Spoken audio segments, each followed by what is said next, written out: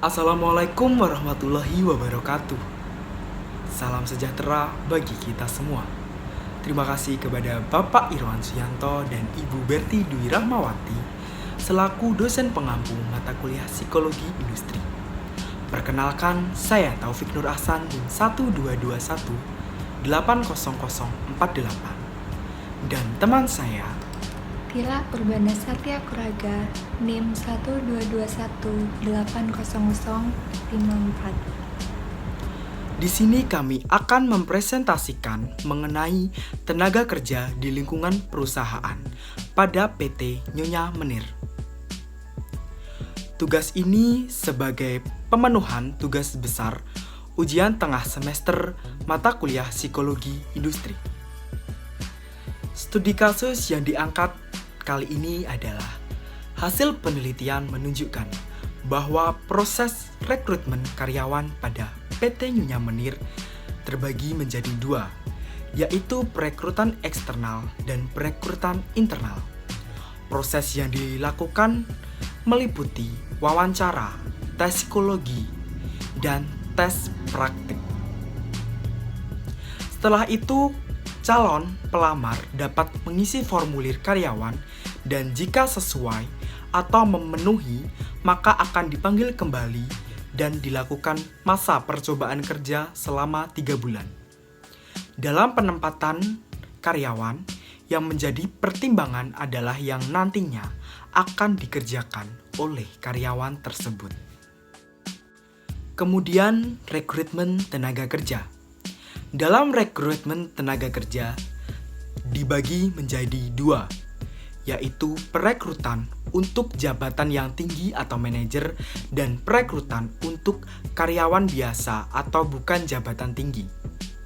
Dalam melakukan rekrutmen untuk manajer atau jabatan tinggi lainnya, sumber rekrutmen perusahaan berasal dari perekrutan eksternal. Perekrutan eksternal meliputi pemasangan iklan di media cetak. Sedangkan untuk karyawan harian atau karyawan biasa dan bukan jabatan yang tinggi, dilakukan perekrutan melalui internal, yaitu dengan referensi dari karyawan lama. Perusahaan tidak mengalami kendala dalam melakukan perekrutan karyawan. Syarat yang ditetapkan oleh perusahaan adalah syarat seperti pendidikan dan mempunyai pengalaman bekerja sebelumnya. Selanjutnya adalah seleksi tenaga kerja. Seleksi tenaga kerja dibagi menjadi dua, yaitu seleksi tenaga kerja untuk manajer atau jabatan tinggi dan seleksi tenaga kerja untuk karyawan biasa atau bukan jabatan tinggi. Yang pertama adalah seleksi tenaga kerja untuk manajer atau jabatan tinggi. Terdapat 3 tahapan, yaitu yang pertama adalah wawancara. Wawancara dilakukan langsung oleh direktur dari PT Nyonya Menir. Selanjutnya ada tes psikologi. Tes psikologi bertujuan untuk mengetahui kecerdasan dari pelamar dan bagaimana kepribadian yang dimiliki oleh pelamar. Selanjutnya yang terakhir atau tahapan yang ketiga adalah pengisian formulir. Dalam pengisian formulir ini yang dibutuhkan adalah data diri dari pelamar, pendidikan pelamar, pengalaman kerja dari pelamar, riwayat kesehatan dari pelamar, dan juga termasuk data keluarga pelamar. Kemudian untuk seleksi tenaga kerja karyawan biasa atau bukan jabatan tinggi, di sini terdapat 4 tahapan. Yang pertama adalah tes wawancara. Untuk tes wawancara dilakukan oleh kepala personalia. Selanjutnya adalah tes psikologi. Tes psikologi juga bertujuan untuk mengetahui bagaimana kecerdasan pelamar dan bagaimana kepribadian pelamar. Yang ketiga ada tes praktik. Tes praktik bertujuan untuk mengetahui keahlian pelamar di bidangnya. Selanjutnya yang terakhir adalah pengisian formulir. Formulir berisi data diri dari pelamar, meliputi pendidikan pelamar, pengalaman bekerja, lalu riwayat kesehatan, dan data dari keluarga pelamar. Selanjutnya adalah keputusan dan kendala dalam seleksi tenaga kerja. Keputusannya adalah apabila pelamar tersebut memenuhi syarat dari perusahaan dan sesuai dengan yang dibutuhkan oleh perusahaan, maka akan dipanggil kembali dan dilakukan percobaan selama 3 bulan. Selanjutnya, dalam proses seleksi tenaga kerja terjadi kendala, yaitu terkadang pelamar tidak sesuai kualifikasi minimal yang telah ditetapkan sebelumnya oleh perusahaan. Selanjutnya, penempatan tenaga kerja di PT Nyonya Menir. Pelamar yang sudah diterima akan ditempatkan di posisi yang dituju atau yang dilamar. Nah, penempatan tenaga kerja ini juga berdasarkan hasil seleksi yang sudah dilalui dan dengan melihat kekosongan yang ada di perusahaan tersebut.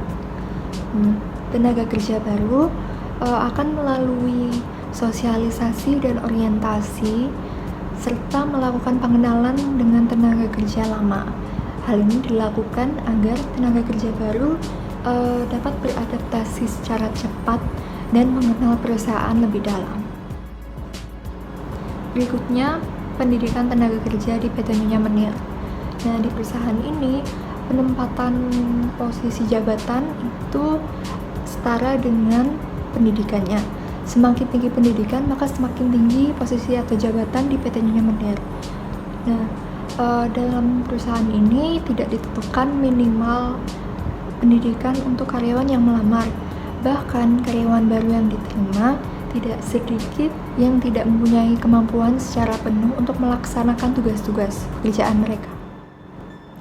Nah, untuk pengembangan tenaga kerja di PT Nyonya Menir ini, karyawan-karyawan perusahaan ini pada waktu-waktu tertentu diberikan kesempatan untuk melakukan pelatihan, seminar, bahkan kursus. Nah, hal-hal ini dilakukan PT Nyonya Menir untuk meningkatkan skill mereka yang berpengaruh positif terhadap perusahaan. Untuk kesimpulan kami membagi ke dalam 5 poin. Yang pertama yaitu rekrutmen tenaga kerja. Nah, perekrutan yang dilakukan yaitu secara eksternal dan internal. Yang kedua yaitu seleksi tenaga kerja, di mana seleksi tersebut ada 2 macam, yaitu seleksi tenaga kerja untuk posisi atau jabatan tinggi seperti manajer, dan seleksi untuk tenaga kerja biasa. Selanjutnya, penempatan tenaga kerja, di mana penempatan tersebut sesuai posisi yang dilamar. Kemudian, untuk yang keempat, pendidikan tenaga kerja.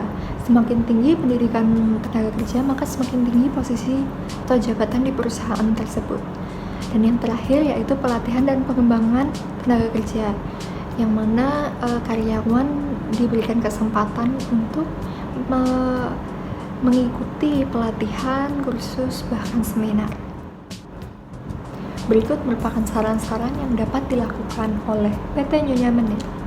Yang pertama, rekrutmen tenaga kerja, di mana perekrutan eksternal dapat dilakukan secara lebih luas, yaitu dengan penggunaan sosial media sebagai contoh. Lalu, seleksi tenaga kerja, di mana proses pengisian formulir sebaiknya dilakukan sebelum proses wawancara. Yang ketiga yaitu penempatan tenaga kerja, di mana penempatan tenaga kerja ini harusnya lebih profesional, di mana harus sesuai dengan kualifikasi dan keahlian. Yang keempat yaitu pendidikan tenaga kerja. Alangkah lebih baik jika terdapat minimal pendidikan untuk melamar pekerjaan di PT Nyonya Menir. Yang kelima yaitu pelatihan dan pengembangan tenaga kerja. Untuk pengembangannya diperlukan inovasi dalam pelatihan dan pengembangan agar tenaga kerja dapat semakin baik. Sekian presentasi tugas psikologi industri kami, yaitu tenaga kerja di lingkungan perusahaan PT Nyonya Menir. Jika ada salah kata dan kekurangan, mohon dimaafkan. Saya ucapkan terima kasih lagi kepada Bapak Irwan Suyanto dan Ibu Berti Dwi Rahmawati selaku dosen pengampu mata kuliah Psikologi Industri. Wassalamualaikum warahmatullahi wabarakatuh.